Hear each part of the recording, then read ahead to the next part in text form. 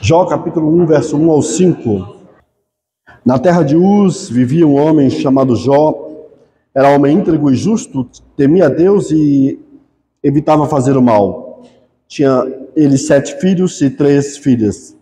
E possuía 7.000 ovelhas, 3.000 camelos, 500 juntas de boi, 500 jumentos, e tinha muita gente a seu serviço. Era o homem mais rico do Oriente. Seu filho costumava dar banquetes em casa, um de cada vez, e convidava suas 3 irmãs para comerem e beberem com eles. Terminando o período de banquetes, Jó mandava chamá-los e fazia com que se purificassem de madrugada, e ele oferecia um holocausto em favor de cada um deles, pois pensava, talvez meus filhos tenham, lá no íntimo, pecado e amaldiçoado a Deus. Essa era a prática constante de Jó. Pai, em nome de Jesus, quero pedir ao Senhor que fale conosco. Tua palavra foi nos dada para ensinar, repreender, corrigir e educar. Que ela cumpra esse propósito que nós te pedimos, em nome de Jesus. Amém. Pode sentar.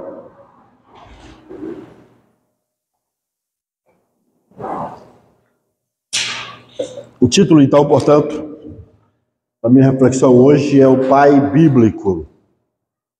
E o meu objetivo é mostrar que Deus está em busca de pais que sejam de fato bíblicos. Nós estamos enfrentando uma crise muito grande nas famílias modernas.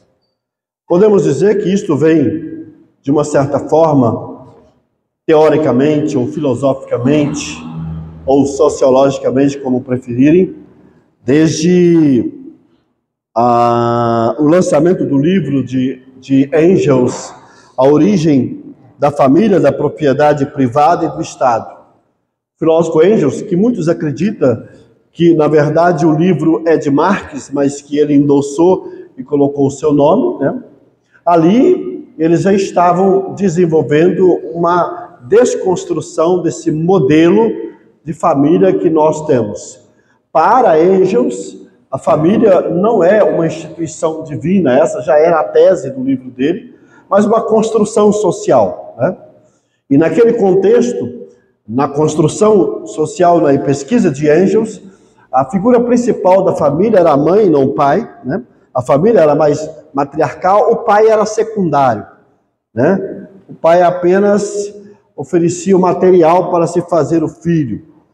Com isso havia muita abertura para uma certa liberalidade sexual. Não era tão importante o casamento ou esse vínculo de compromisso. Isso gerou uma certa promiscuidade nessas famílias tribais daquela época. Muitos hoje têm levantado novamente esse livro, trazido ele à tona, para fazer uma crítica ao modelo de família cristã. Nós estamos vivendo hoje, teoricamente falando, um combate a esse modelo de família cristã, do pai, da mãe e dos filhos, que é o modelo judaico-cristão, porque está claro lá na Bíblia, está claro no Antigo Testamento, que deixará o homem seu pai e sua mãe, unir-se à sua mulher e serão ambos uma só casa. O modelo bíblico é pai, mãe, filhos. Então, esse livro e, consequentemente, outros livros têm sido escritos para combater esse modelo. Mas, além dessa crítica teórica e filosófica ao modelo de família, nós temos, paralelamente a isso, alguns modelos contemporâneos de tragédias familiares que têm feito as pessoas desconfiar da família. Nós estamos vendo isso acontecendo nos últimos dias, nos últimos tempos, de maneira assim muito acelerada. Por exemplo, o caso de uma atriz brasileira que brigou na justiça porque os pais estavam roubando o dinheiro dela. Como ela é famosa desde criancinha, ela adquiriu muita riqueza, os pais estavam pegando o dinheiro dela, tomando esse dinheiro dela, ao ponto dela ter que entregar o dinheiro para os pais e zerar a conta dela e começar tudo de novo. Isso gerou uma briga que se transformou famoso no Brasil. Mas nós já temos modelos parecidos do que aconteceu com essa atriz brasileira nos Estados Unidos, né? tudo preocupado com a questão financeira. Nós tivemos agora o caso de um rapaz, um jovem rapaz, bonito, saudável, que matou a mãe, professora, por causa de jogos. Ele era filho único. Preocupado só com pagar suas dívidas, foi lá e matou a mãe e ainda simulou como se a mãe tivesse sido estuprada, colocando objeto nas suas partes íntimas para fazer com que todos pensassem que ela foi estuprada, deixando ela com as partes de baixo sem roupa para que tirasse qualquer possibilidade de dúvidas de que não era ele, mas foi ele. Agora foi preso em Coimbra, em Portugal, uma mãe que matou 5 filhos, envenenados, por meio de sedativos. Agora foi pego em Coimbra, mineirinha. Essa crise da instituição familiar é mais do que teórica, ela é prática, ela é empírica. Já se fala hoje em pais tóxicos. Se o seu pai é um pai tóxico, se afasta desse pai. Sai da sua casa. Você tem uma mãe tóxica. É isso que os terapeutas querem nos levar por esse caminho. Cuidado com o seu pai. Cuidado com a sua mãe. Eles podem estar abusando psicologicamente de você. Torturando você. Tudo isso tem levado as pessoas a desacreditar na família como um modelo saudável para nós. Isso é um desafio para a igreja. Para nós que defendemos o modelo judaico-cristão de família. O modelo judaico-cristão é o modelo que une Antigo e Novo Testamento, como a Bíblia ensina sobre ser família. É por essa razão que eu escolhi esse texto hoje, para que a gente possa se inspirar na figura de Jó e entendermos, de fato, o que Deus espera de um pai que seja de fato bíblico. Não vou falar muitas coisas.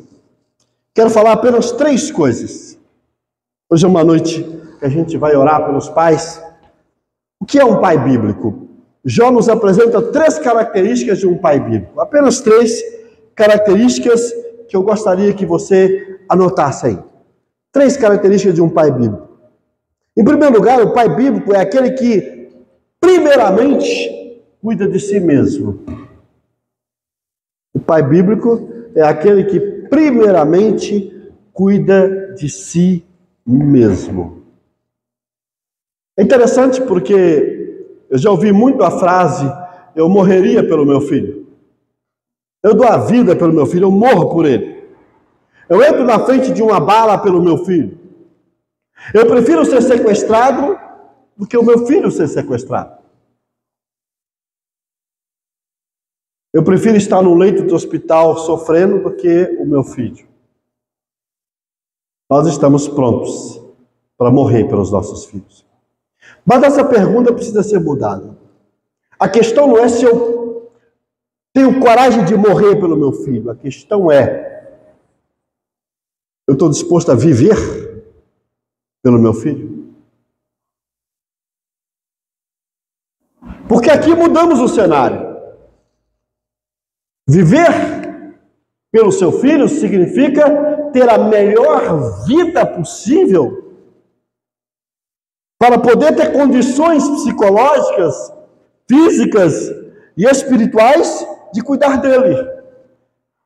Viver pelo seu filho é pensar: eu preciso estar bem para acompanhar meu filho, para ajudar meu filho a ser o homem que eu gostaria que ele fosse, a mulher que eu gostaria que a minha filha fosse. Eu vou me esforçar e vou investir com tudo na minha pessoa. Eu vou cuidar da minha saúde. Eu vou cuidar do meu corpo. Eu vou me libertar dos vícios. Eu vou buscar mais a Deus. Por quê? Porque eu quero viver pelo meu filho. É interessante porque o texto que nós lemos, a gente percebe que Jó era essa pessoa. Jó investiu em si mesmo. O texto apresenta um testemunho claro de Deus sobre Jó. Diz assim, olha aí para vocês verem. Jó era homem íntegro, justo, temia a Deus e evitava fazer o mal. É isso que o pai precisa buscar. O pai que cuida primeiramente de si mesmo, ele precisa em primeiro lugar ser íntegro. E a ideia no hebraico e tanto na Septuaginta, que é a tradução grega do Antigo Testamento, a ideia de íntegro é inteiro, é completo. Usando uma linguagem de Tiago no capítulo 1 do seu livro, a pessoa íntegra é aquele que não tem uma mente dividida. O íntegro é aquele que não tem vida dupla. Quando diz que ele era íntegro, significa que não havia um distanciamento entre o eu real de Jó e seu eu existencial. Quando diz que ele era íntegro, está dizendo Jó não era um na frente das pessoas lá fora e outro dentro de casa. Ele era a mesma pessoa na sua casa e a mesma pessoa com os amigos, a mesma pessoa com os parentes. A integridade fala de inteireza. Uma das coisas que mais destrói as pessoas hoje é a vida dupla. Quando a gente fala que alguém não tem caráter, estamos dizendo que essa pessoa tem mente dividida. Quando nós falamos que alguém não tem caráter, significa que essa pessoa não é confiável. O íntegro não. O íntegro é alguém confiável. Porque todos sabem que ele não tem duas caras. Ele é o mesmo na frente do patrão e ele é o mesmo também quando o patrão não está. O que nós temos que pensar? Que esta pessoa íntegra é o modelo que você vai deixar para os seus filhos. Eu já ouvi muito essa historinha. Por que você está desviado? Por que você abandonou a igreja? Porque meu pai era crente dentro da igreja. Na igreja ele era um exemplo, mas em casa não era. Na frente do pastor ele dizia que o sermão foi maravilhoso. Dentro do carro ele disse que o sermão era chato. Estava demorando demais. Na frente das pessoas ele era um exemplo de uma pessoa honesta.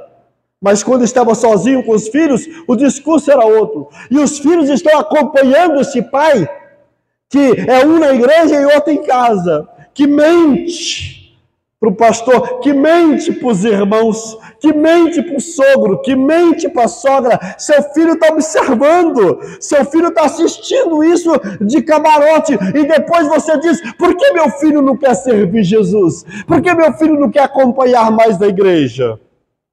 Porque você não é íntegro, querido. Não existe inteireza na sua vida. A sua vida é fragmentada.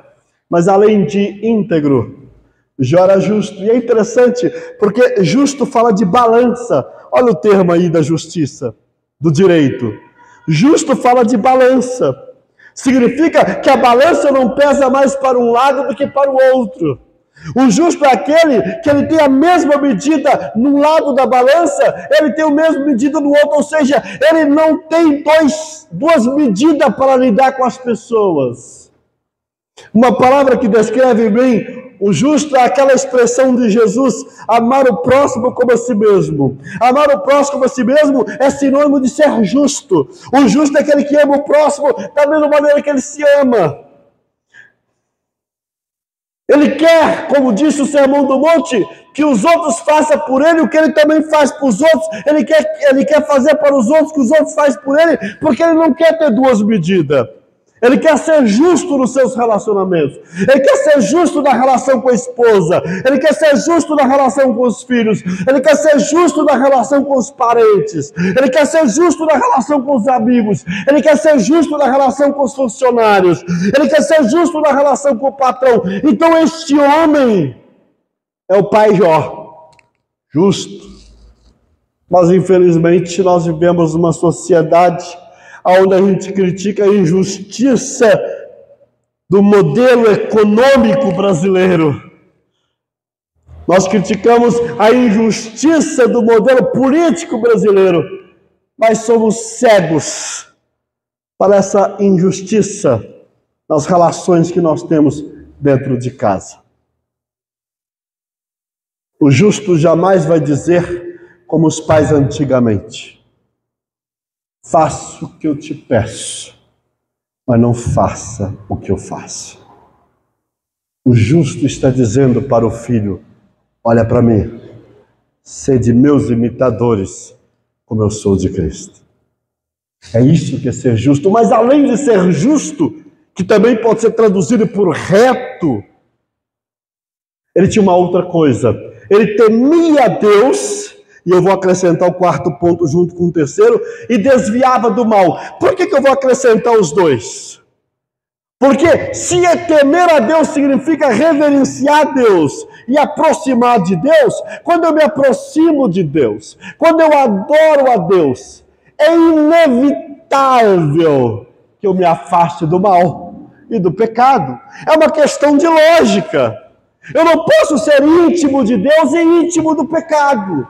Eu não posso ser íntimo de Deus e íntimo da corrupção. Eu não posso ser íntimo de Deus e íntimo do adultério, da infidelidade. Então ele está dizendo: tema a Deus, porque se você temer a Deus, o mal vai se afastar de você.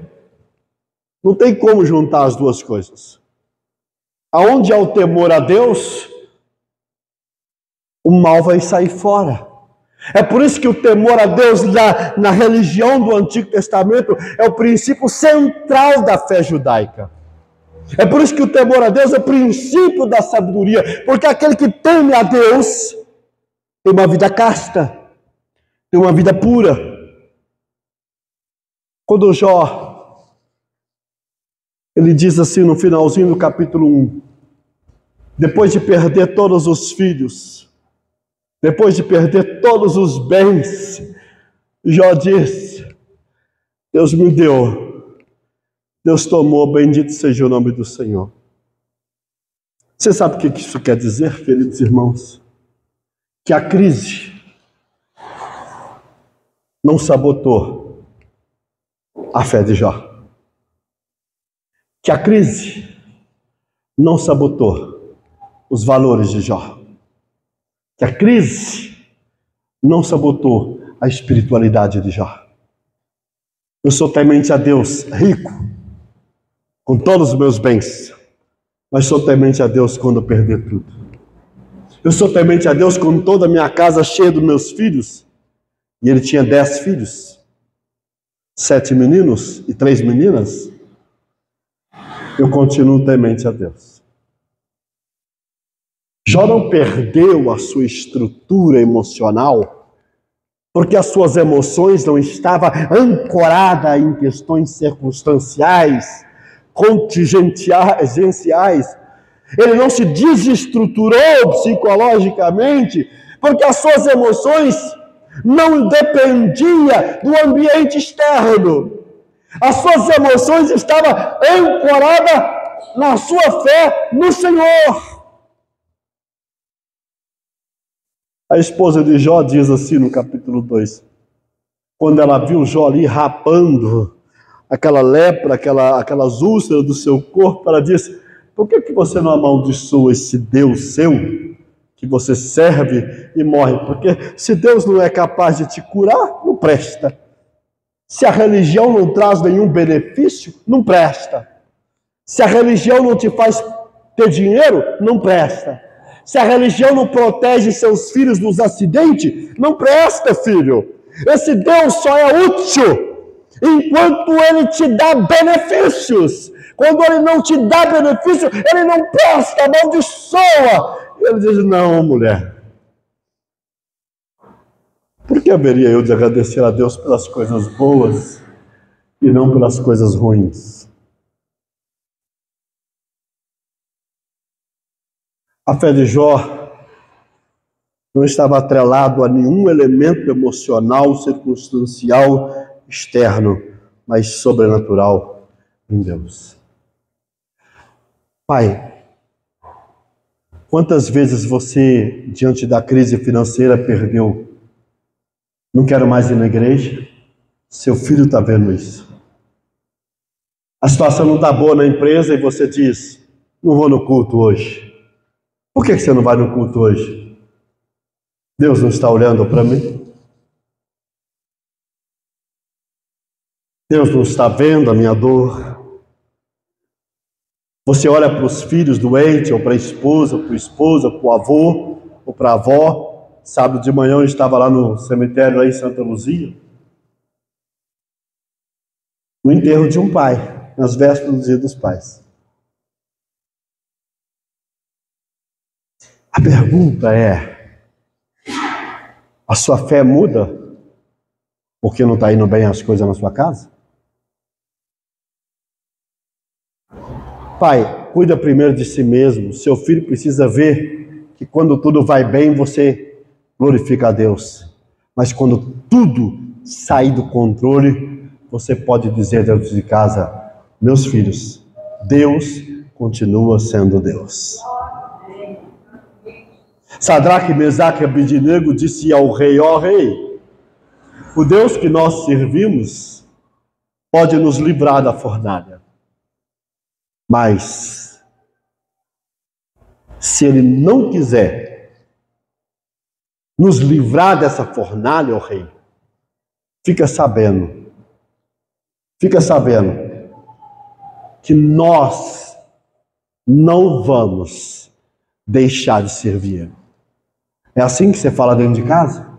Meus filhos, se Deus não abrir a porta financeiramente para a gente conseguir fazer essas coisas, e Ele pode fazer isso, nós vamos continuar servindo a Deus.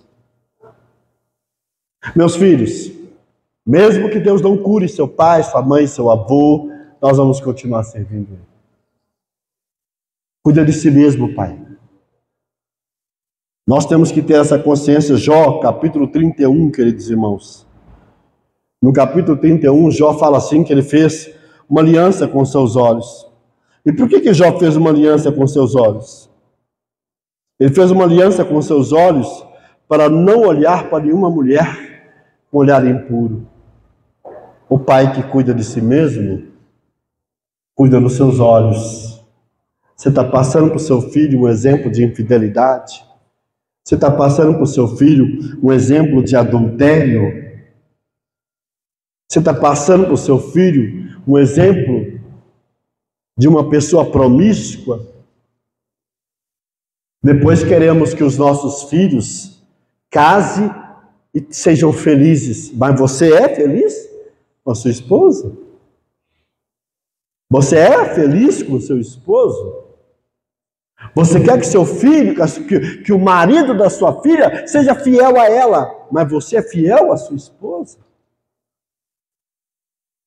Pai bíblico é aquele que primeiramente cuida de si mesmo. Posso ouvir amém, queridos? Eu demorei muito aqui no ponto 1, estou até pulando aqui, mas esse é o ponto mais importante.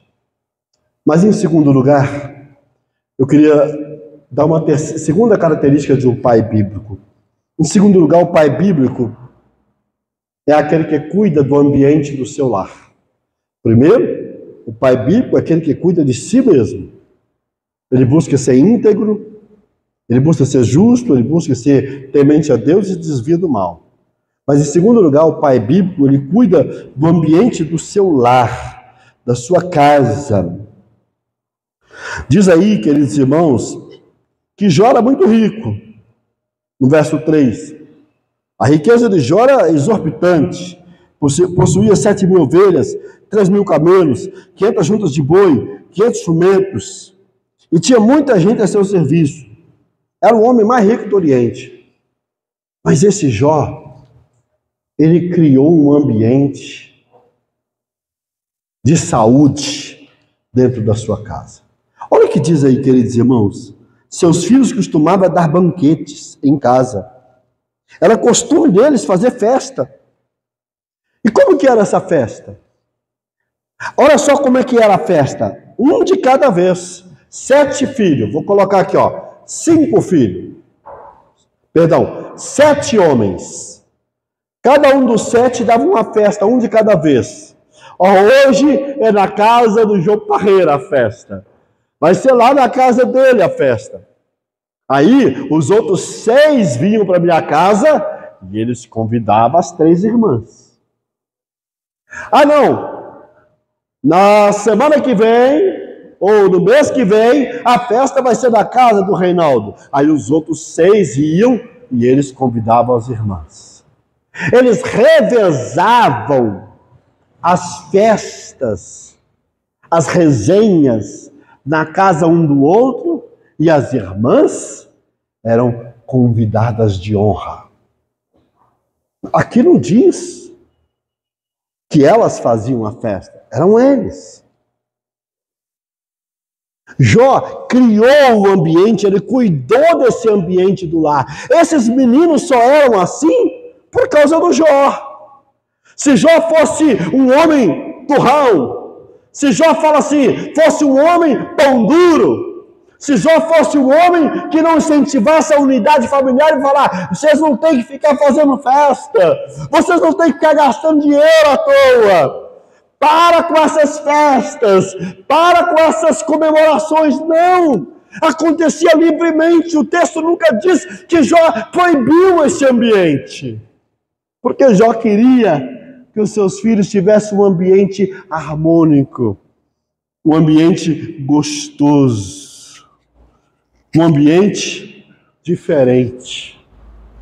Eu queria perguntar a você que é pai, o que você tem feito pelo ambiente do seu lar? Deixa eu ajudar você. Primeiro, você tem cultivado a amizade entre os seus filhos? Quantas famílias estão destruídas por excesso de hostilidade, por excesso de desavença? Quantas famílias estão sendo destruídas por excesso de rivalidades, de competitividade? Mas nós não criamos um ambiente de amizade, nós não juntamos os nossos filhos. Eles não conversam uns com os outros. Eles estão de tal maneira absorvidos pela tecnologia que não olha para o lado. Eu sou da época em que as casas tinham no máximo, isso uma casa boa, sabe, gente? 3 quartos. O quarto dos pais, um quarto para as moças e um quarto para os rapazes. No meu caso, lá eram 5 homens dormindo no mesmo quarto, imagina. Quando um começava a roncar, o outro mandava o sapato da cabeça dele de noite, porque chegava cedo do serviço, saía cedo, dormia, chegava tarde, e aí jogava, e acontecia mesmo. E quando uns ia dormir sem tomar banho, que fedor de chulé, o tênis ali, e aí um levantava, pegava o tênis e jogava lá no terreiro. Acontecia isso em casa. No outro dia que ele meu texto, está lá no terreiro, porque a pessoa não aguentava dormir com o fedor do chulé. Mas havia um ambiente. A questão, queridos irmãos, é que nós não temos isso mais.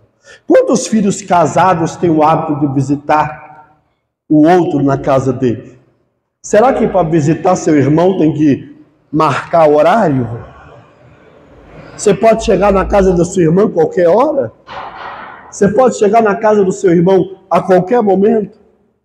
Havia um ambiente na casa de Jó onde havia festa, reuniões. Não diz aqui que havia briga entre eles. Não diga aqui que havia hostilidade entre eles. Havia festa, havia comemorações. A pergunta é, você tem cultivado a amizade entre os seus filhos? Segundo, você tem cultivado a diversão entre os seus filhos? Seus filhos divertem juntos, um com o outro? Aqueles divertiam juntos. Comiam juntos, bebiam juntos, provavelmente dançavam, porque a música existe desde o início do universo. Estudiosos já analisaram as estrelas e o som emitido pelas estrelas. Segundo um grande pesquisador, conseguiram pegar o som das estrelas e fizeram uma música em si bemol menor. Então a dança e a música sempre existiu. Eles divertem juntos. Eles brincam juntos. Eles riem um da cara do outro juntos. Tem diversão na sua casa? Ou só briga? Ou só xingamento? Você fala para o seu irmãozinho brincar com a sua irmãzinha? Você fala para a sua irmãzinha brincar com o seu irmãozinho? Você faz com que haja um ambiente de festa, de diversão dentro da sua casa? Você que tem criança pequena, já armou uma barraca na sala? E entrou para dentro da barraca?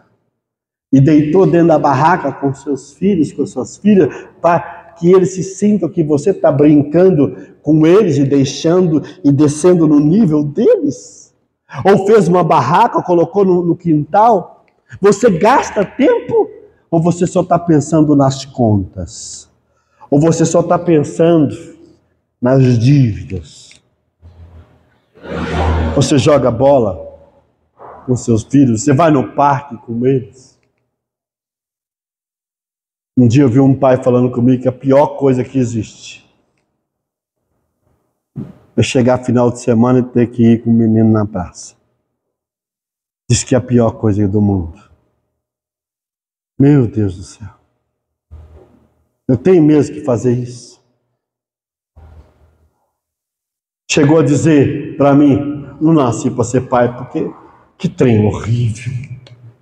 Em pleno domingo à tarde, a pessoa indo para a praça, em pleno sol quente, escaldante, porque o menino quer andar de skate. O miserável quer andar de patins. Eu quero dormir. Eu quero assistir meu futebol. Mas esses pestinha não me deixam. Você tem prazer em ir para o sol quente com eles? Terceiro, você cultiva um ambiente de perdão entre os seus filhos? Tem perdão entre os seus filhos? Como que você vai cultivar um ambiente de perdão entre os seus filhos se você não perdoa sua esposa? Se você não perdoa seu esposo? Como você vai criar um ambiente de perdão se no dia que tem uma festa de família, você diz assim, eu não vou porque eu não converso com a minha sogra? Eu não vou porque eu não converso com meu sogro. Eu não vou porque eu não suporto aquele tio babão. Eu não vou porque eu não quero ter amizade com a família dela ou com a família dele. É isso que você passa para o seu filho? Ou você passa para o seu filho um ambiente de perdão? Eu perdoo meu sogro por ser como ele é, minha sogra por ser como ela é, meu tio por ser como ele é, meu cunhado por ser como ele é, minha cunhada por ser como ela é. Eu perdoo. Quando seus filhos olham para isso, seus filhos começam a ser doutrinados e ensinados a aprender a perdoar e tolerar uns aos outros. Se queremos uma humanidade mais saudável, precisamos de uma família mais saudável. Mas não há perdão na sua casa? Não há um espírito de perdão? Você cultiva um ambiente de saúde na sua casa? Você pratica uma alimentação saudável? Você quer que o seu filho coma verduras? Não é verdade? Mas você só come coisas enlatadas? Você quer que seus filhos tenham uma alimentação saudável? Mas a sua é péssima, é desequilibrada. Você pratica exercício, você quer que seus filhos façam exercício, mas você faz exercício. Se eu não criar um ambiente de saúde física na minha casa, não vai adiantar, queridos irmãos. Eu preciso criar um ambiente de saúde física, alimentação saudável, exercício físico.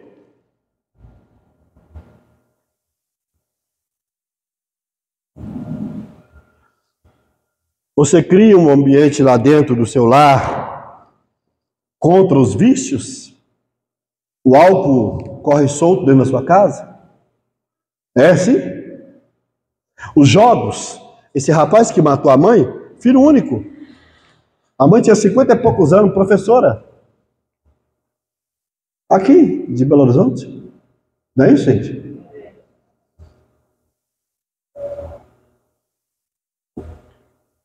Jogos escravizam pessoas. Bebidas escravizam. Hoje tem pessoas mais velhas usando maconha. Maconha virou normal, gente. Normal maconha. Nas escolas. Adolescentes. Já atendi adolescentes aqui falando comigo. Minhas colegas de 13, 14 anos fumam maconha. Usa. Falou comigo pessoalmente, no meu gabinete. Eu pergunto para os irmãos, na sua casa existe algum viciado, seja em álcool, seja em droga, seja em jogos? Nunca me esqueço de um livro que eu li na década de 80, um livro que contava a história de David Livingstone, um missionário escocês. E nesse livro eu vi uma historinha que me chamou a atenção. Era de um pai que saía toda noite para beber. E num belo dia estava nevando muito. E o pai disse para a esposa, vou beber. Vou lá no boteco. E o filho olhou para o pai e disse, papai, eu posso ir com o senhor? E o papai virou para o filhinho e falou, não, filhinho, hoje você não pode ir comigo não, porque está nevando muito. E é perigoso você se perder na neve. Não, papai, eu não vou me perder. Porque eu vou sempre seguir os seus passos. Aquele pai entrou para dentro de casa, botou a criança para dormir, e ele não foi para o boteco. A esposa perguntou, o que aconteceu? Você não saiu para beber hoje? Aí ele disse, meu filho disse que vai seguir meus passos. Eu não quero que meu filho seja um alcoólatra. Ele entendeu, ele teve um insight psicológico. E ele disse, eu não quero ser um exemplo para o meu filho de um alcoólatra. Você investe na saúde na sua casa? Exercício físico, alimentação saudável. Você luta contra os vícios na sua casa? Último pontinho aqui, dentro desse ambiente, dentro do lar. Você cultiva a solidariedade entre os seus filhos? Você ensina um a ser solidário ao outro? Você ensina o menino a carregar a coisa para a menina, a irmãzinha? Você ensina a menina a ajudar o menino no dever de casa? A solidariedade é desenvolvida, é criada dentro de casa?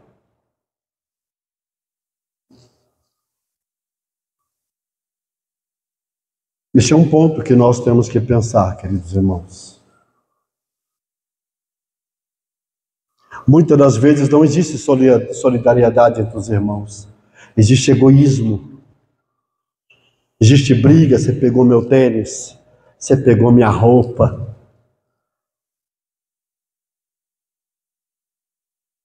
Você usou minha roupa e destruiu ela. Não é assim, gente?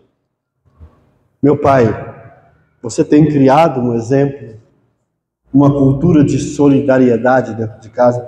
Eu nunca me esqueço de um pai, ele frequentou a nossa igreja, e ele foi muito rico no passado.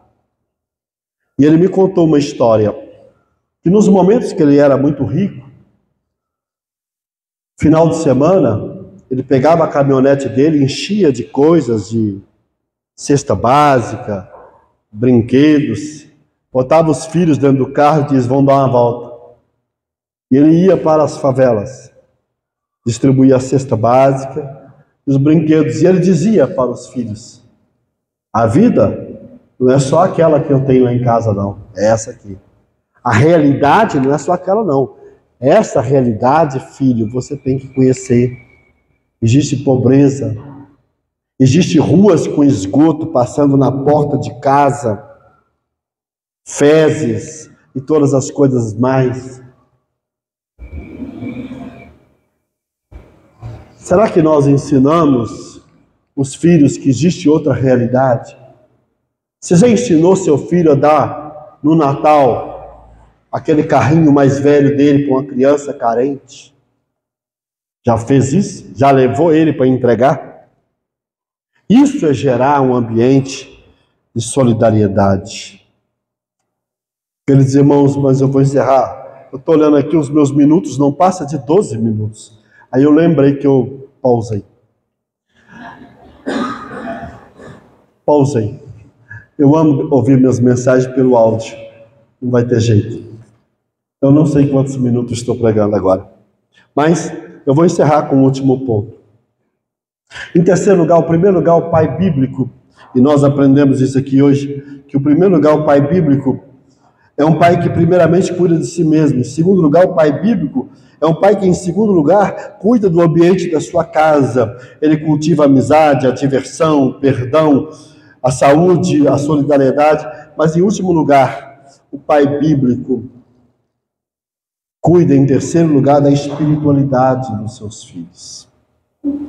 Ele cuida da espiritualidade dos seus filhos. Aqui diz, interessante, queridos irmãos, no verso 5, terminando o período de banquetes, de festa, de diversão, Jó mandava chamá-los e fazia com que se purificassem de madrugada. De madrugada, ele oferecia um holocausto em favor de cada um deles, pois pensava: talvez meus filhos tenham lá no íntimo pecado e amaldiçoado a Deus. Deixa eu falar um ponto aqui que me chamou a atenção. Essa expressão talvez, Jó confiava tanto no caráter dos seus filhos que parece que ele nunca tinha visto os seus filhos errar e pecar. Parece que Jó nunca tinha visto os seus filhos agir de maneira pecaminosa, bater nas irmãs, bebeu demais, espancou as irmãs, brigaram um com o outro, porque ele disse assim, talvez. Esse talvez significa, quem sabe eles pecaram por ignorância. Lembra dos pecados de ignorância lá de Levítico? Talvez eles pecaram por ignorância. Eu não sei se meus filhos pecam. Já pensou? Um pai que não sabe se os filhos pecam? Um pai que não sabe se os filhos estão errando? Um pai que não tem certeza que se os filhos estão cometendo besteiras? Esse pai estava tão consciente de que os filhos estavam no caminho certo, que ele faz sacrifício por precaução. Ele faz o sacrifício por precaução. Então ele chama os filhos, depois do período de banquete, pede os filhos para se purificarem, confessarem seus erros, seus pecados, e de noite ele apresenta o holocausto para quantos filhos, gente? Para 10. Um de cada vez aqui, ó. Deixa eu falar para você aqui. Terminando o período de banquete, Jó mandava chamá-los e fazia com que eles purificassem. Ponto. Aí diz: de madrugada ele oferecia um holocausto em favor de cada um deles. Eram 10 holocaustos. Tinha 10 filhos. 7 homens, 3 meninas. 10. O Jó passava a noite como sacerdote fazendo sacrifício. Imagina, os filhos a dormir, bonitão, e o pai lá apresentando sacrifícios a Deus. Talvez eu estivesse acordado, estivesse lá junto, né? O fato é que Jó estava preocupado com a espiritualidade. Jó não estava só preocupado se as notas estavam boas. Jó não queria só saber se só tinha azul no boletim delas, mas se tinha também vermelho. Não. Jó não estava só preocupado se o filho está com as vacinas em dia. Jó estava preocupado se os filhos estavam bem com Deus. Você está preocupado se o seu filho está bem com Deus? Você está preocupado se a sua filha está bem com Deus? Você tem preocupado se o seu filho está orando, está lendo a Bíblia? Nós estamos vivendo um momento hoje muito triste. Eu conheci uma pessoa já veio na nossa igreja muitas das vezes no passado, quando era no Ipanema, e um dia encontrei com ele na rua, e eu perguntei, aonde você está? E ele falou o nome da igreja. Aí ele falou, uai, irmão, você não estava na outra igreja? Ah, pastor, já passei, que me fala a memória, por 6 ou 7 igrejas diferentes. Não aconteceu, irmão. Ah, meu filho vai para uma igreja, não gosta, sai de lá e vai para outra. Aí eles não gostam da outra, vai para outra. Não gostam da outra, vai para outra. Não gostam da outra, vai para outra. E eu vou atrás. Falei, irmão, mas não é o pai que tem que liderar os filhos espiritualmente? É eles, pastor, depois que fica adulto, ou eu vou atrás deles ou eu perco eles. Irmão, mas está errado, irmão. Você passar por 6, 7 igrejas porque seu filho não está bem, não estou bem na Lagoinha, vai para Getsemane, não estou bem na Getsemane, vou para a Central, não estou bem na Central, vou para a Ponte, não estou bem na Ponte, vou para a Imersão Church, não estou bem lá, vou na Quadrangular, não estou bem... Uai, é assim que funciona? Os filhos é que mandam na sua casa? Os filhos é que governam espiritualmente o seu lar? Eu sou da geração que o filho só saía da igreja quando casava. Porque às vezes ia para a igreja da esposa ou para a igreja do marido, mas depois que casa. Quando casa é com gente de outra igreja. Nós estamos vivendo hoje uma geração, irmãos, onde as pessoas relativizaram completamente a vida espiritual, os valores espirituais. Jó estava preocupado. Quando o texto diz que Jó fazia com que eles se purificassem, Jó está dizendo que ele cuidava da santificação dos seus filhos. Mas quando Jó apresentava sacrifícios, Jó está intercedendo por eles. Você não só deve fazer seus filhos se santificar, confessar seus pecados, se arrepender, mas deve orar por eles, interceder. Você tem orado pelos seus filhos? Você paga um preço de oração pelos seus filhos? Sabe, querido, olha para os seus filhos ter uma experiência com Deus de conversão. Tem muito filho que está na igreja e nunca se converteu.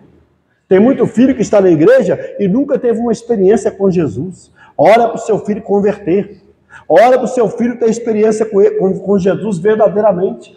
Olhe para que seu filho nasça de novo. Eu acompanhei um tempo a luta do John Piper com o filho dele. Se não me falha a memória, Abraão Piper, o nome do filho dele. Foi uma tristeza, uma decepção para o pai.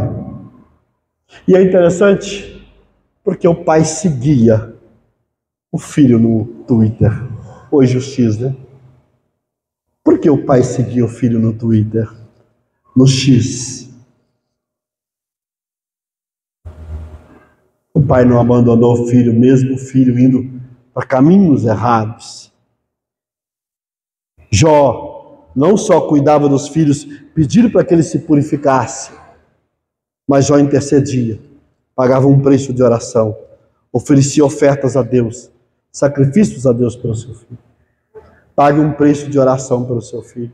Ore não apenas pela saúde física dele, ore não apenas pelas notas boas dele, ore não apenas para que Deus prepare a esposa dele ou o marido dela.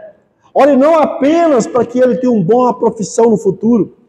Ore para que ele se converta. Porque se ele não se converter, se ele não nascer de novo, está tudo perdido. Só tem um jeito de entrar no reino de Deus pelo novo nascimento. Aqui muda tudo. Não existe vida melhorada. Existe vida transformada. A psicologia pode melhorar você. O estoicismo pode melhorar você. Mas só o novo nascimento pode substituir a sua vida pela vida de Cristo.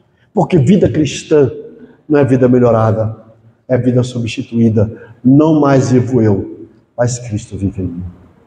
Eu encerro aqui a minha reflexão. Você, no Dia dos Pais, quer ser um pai bíblico? Comece cuidando de você.